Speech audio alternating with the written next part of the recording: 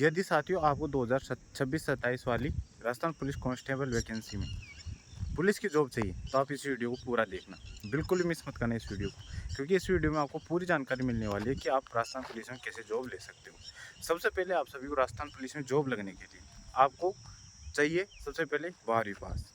12वीं पास होने के बाद यदि आप राजस्थान पुलिस में देखो 3 वैकेंसी आती है राजस्थान पुलिस में। एक तो आती है Rajasthan police GD general duty वाली, दूसरी आती है राजस्थान पुलिस टेलीकॉम, तीसरी आती है आरएसी। यदि आपको राजस्थान पुलिस जीडी में जाना है तो आपको उसमें चाहिए 12th पास प्लस सीईटी। प्रेजेंट टाइम में ये रूल है, 12th पास वाली सीईटी आपको उसके लिए होना जरूरी है। इसके बाद सेकंड होते हैं राजस्थान पुलिस टेलीकॉम।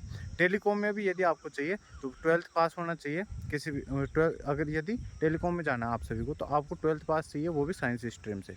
और उसके बाद चाहिए आपको सीईटी, जो 12th पास वाली सीईटी होती है, कॉमन एलिजिबिलिटी टेस्ट वो होता है, वो चाहिए होता है। उसके बाद आता है थर्ड वैकेंसी आती है राजस्थान पुलिस में आरएसए वाली। आरएसए की में जॉब चाहिए आप सभी को, तो उसके लिए आपको 10वीं पास और उसके लिए भी आपको सीईटी होना जरूरी है। तो ये 3 चीज़ें आपके लिए जरूरी हो। अब तीनों में ये प्रेजेंट टाइम 6000 वैकेंसी का नोटिफिकेशन आया, लेकिन इसके बढ़ने की संभावना है फाइनल जब तक नोटिफिकेशन आएगा, जब तक ये वैकेंसी बढ़ सकती है, 2 से 3000 पद इसमें बढ़ सकते हैं। और टेलीकॉम की भी अलग से इसमें वैकेंसी आएगी। उसके बाद आप सभी को चाहिए होता है, इस बार क्या है मतलब पुलिस डिपार्टमेंट ने मतलब हेडक्वार्टर को मतलब नोटिस भेजा था कि इसको मतलब इस बार वाली भर्ती को मतलब सीईटी से बाहर रख सकते हैं। तो अभी तो उसका कोई जवाब आया नहीं है, तो अभी तो आप फिलहाल मान के चलो कि सीईटी के साथ ही वैकेंसी होने वाली है। तो इस चीज़ का आपको विशेष तौर पर ध्यान रखना है कि सीईटी के साथ ही वैकेंसी होगी। और सीईटी के एग्ज़ाम 23 अक्टूबर ऐसे फाइनल फिक्स कर दी गई है। तो सीईटी जब होगी फिर उसका रिजल्ट आएगा 1 महीने के लगभग, फिर उसके बाद आपका मतलब भर्ती आएगी, भर्ती आने के बाद आपका एग्ज़ाम लगेगा, एग्ज़ाम लग के फिर वह उसका मतलब रिजल्ट वगैरह आएगा। तो काफ़ी लंबी अभी प्रोसेस मतलब चलने वाली है। तो यदि आप तैयारी कर रहे हो तो आप तैयारी में सीईटी की तैयारी के साथ साथ आप राजस्थान पुलिस की तैयारी बड़े अच्छे से कर सकते हो।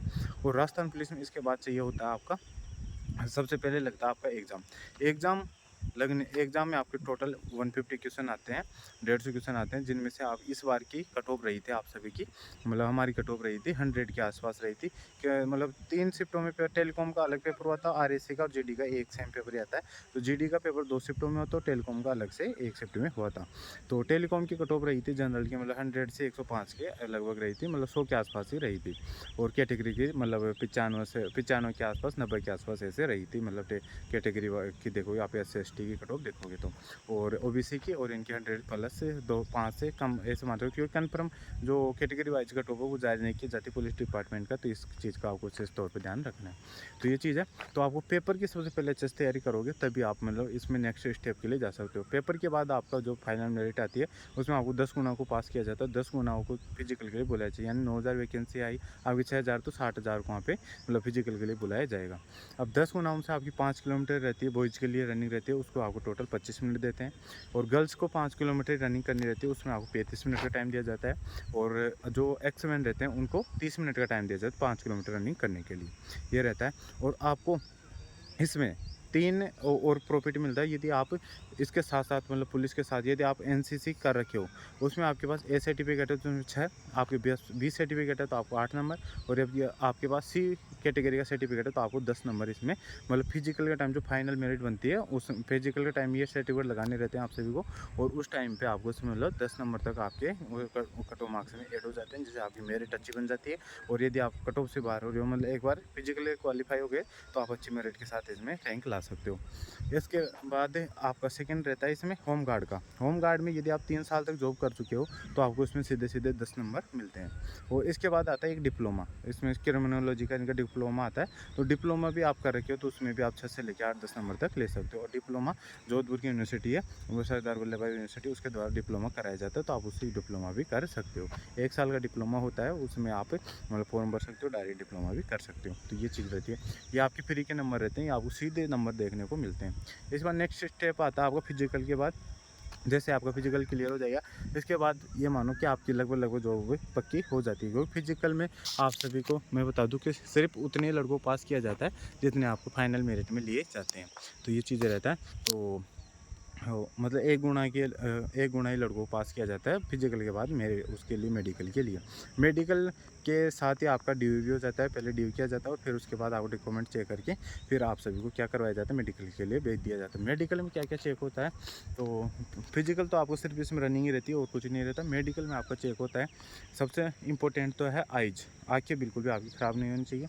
मतलब आँखों में मेन तो है कलर ब्लाइंडनेस का जो मेन रीज़न रहता है वो नहीं होना चाहिए आपकी आँखों में, क्योंकि उसमें लाल और हरा रंग उसमें डिफरेंट नहीं कर पाते, तो इसका आपके आँखों में बिल्कुल भी वो नहीं होना चाहिए ये चीज़ है। और इसके बाद आपके की जाती है आँखें में चेक की जाती हैं, नोखनी चेक किए जाते, फ्लैट फुट चेक किए जाते हैं, आपके प्राइवेट पार्ट्स चेक किए जाते हैं और आपका मतलब पूरी बॉडी चेक की जाती है और हाथ वगैरह सब कुछ चेक किया जाते हैं। मतलब चेक करने के लिए सारी चीज़ें मेडिकल में जो भी चीज़ें रहती है सारी चीज़ें चेक की जाती है। लेकिन और आपका ब्लड भी चेक किया जाएगा, यूरिन भी चेक किया जाएगा और आपकी ईसीजी भी करी जाएगी और चेस्ट वगैरह आ रही है, चेस्ट वगैरह फिजिकल के टाइम आपका चेस्ट भी होता है और तो वहाँ चेस्ट भी होता है, उसी टाइम पे चेस्ट और हाइट भी मेजरमेंट की जाती है। तो ये चीज़ भी आप सभी को ध्यान रखनी है। और इसके बाद मेडिकल में ये चीज़ हो गई, मतलब जितनी भी सारी चीज़ें ये सभी चीज़ें मेडिकल में होती है।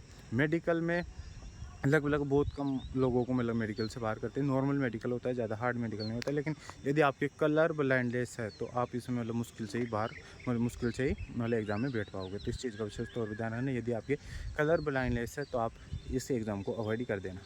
ये आपको मैं साथ क्योंकि बाद में जाके दुखी होगी इससे पहले कि पहले अपने को ध्यान रहना चाहिए क्या दिक्कत है, और चीज़ों में आप बच सकते हो मतलब, और तो नॉर्मल मेडिकल आपको होने वाला होता है। तो ये चीज़ है।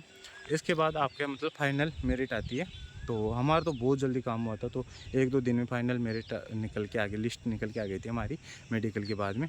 तो हमारा 1 जनवरी को मेडिकल हुआ था नए साल के दिन, और 1 और 2 जनवरी को मतलब मेडिकल हुआ था। फिर 5 तारीख को हमारी लिस्ट निकल के आ गई थी और 5-6 तारीख को मैंने जाके वहाँ पे ज्वाइन कर लिया था। हमारे घाटियर जो दूरसंचार के अंदर लाइन है वहाँ पे जाके ज्वाइन कर लिया था। तो इतना जल्दी काम हुआ था हमारा, मतलब 5 तारीख को भी ज्वाइन किया था। एक लड़की ने तो मेरे साथ ही है, परवीन नाम है, मेरे साथ ही ट्रेनिंग कर रहा है, उसने तो 5 तारीख को भी ज्वाइन कर लिया था। शाम को जैसे लिस्ट निकल के आई वो तो तैयार बैठा डॉक्यूमेंट करवा के, तो उसने उसी टाइम पर जाके ज्वाइन कर लिया था। तो यह तो मतलब DV सारा मेडिकल वगैरह हो जाता है। मेडिकल में आपको कौन देंगे, तो जिनकी कोई दिक्कत रहती है तो 2 दिन तो लगभग मेडिकल में लगते ही लगते हैं। तो मेडिकल होने के बाद उनको दोबारा दूसरे दिन बुलाया जाता है। दूसरे दिन जिनके डाउट रहता है उनको दोबारा चेक करके क्लियर कर दिया जाता है, और जिनके ज़्यादा ही प्रॉब्लम रहती है उनको PH को भेज दिया जाता है, और फिर बाद में मतलब जहाँ तक मतलब क्लियर कर ही दिया जाता है। इस प्रकार से मेडिकल होता है, और इस प्रकार से मेडिकल वगैरह सारी लिस्ट निकाल के फिर जॉब ज्वाइनिंग दे दी जाती है। ज्वाइनिंग के बाद हमें तो तुरंत यहाँ पे मतलब ट्रेनिंग के लिए भेज दिया गया था। 5 को ज्वाइन किया था वापस से, फिर 5 को ज्वाइन 6 तारीख को मैंने ज्वाइन किया, 6 तारीख को ज्वाइन करी 6 जनवरी 2026 को, और ज्वाइन करके वापस घर चले गए थे ज्वाइन करके। तो उसके बाद हमें बुलाया गया था 10 तारीख को बुलाया गया था, 9 तारीख को बुलाया गया था। 9 तारीख को हम वहाँ पे हज हाउस गए थे। हज हाउस जाने के बाद वहाँ से हमें डायरेक्ट RP भेज दिया गया था, क्योंकि हमारे जो गृह मंत्री अमित शाह उन्होंने नियुक्ति पत्र वहाँ पे बांटे थे। तो वहाँ पे जाके फिर हमें मतलब नियुक्ति पत्र दे के, और मतलब फिर हमें डायरेक्ट वहाँ से दूसरे दिन 11 तारीख को यहाँ पे टिगरा ग्वालियर में हमें ट्रेनिंग के लिए भेज दिया गया था। तो ये प्रोसेस था हमारा ज्वाइनिंग का। और इस प्रकार से यदि आपको फिर भी कोई डाउट है तो आप कमेंट बॉक्स में कमेंट करके पूछ सकते हो। ये आपका राजस्थान पुलिस की ज्वाइनिंग का मतलब एग्जाम से लेकर ज्वाइनिंग तक का पूरा सफर रहने वाला है। इस प्रकार से आप ज्वाइनिंग पा सकते हो। तो ठीक है साथियों, इस वीडियो को यहीं पे एंड करते हैं। वीडियो पसंद वीडियो को लाइक कर देना, चैनल को सब्सक्राइब कर देना, और फिर भी कोई डाउट रहता है आप कमेंट बॉक्स में कमेंट करके पूछ सकते हो। मिलते हैं नेक्स्ट टाइम, तब तक के लिए जय हिंद, जय भारत।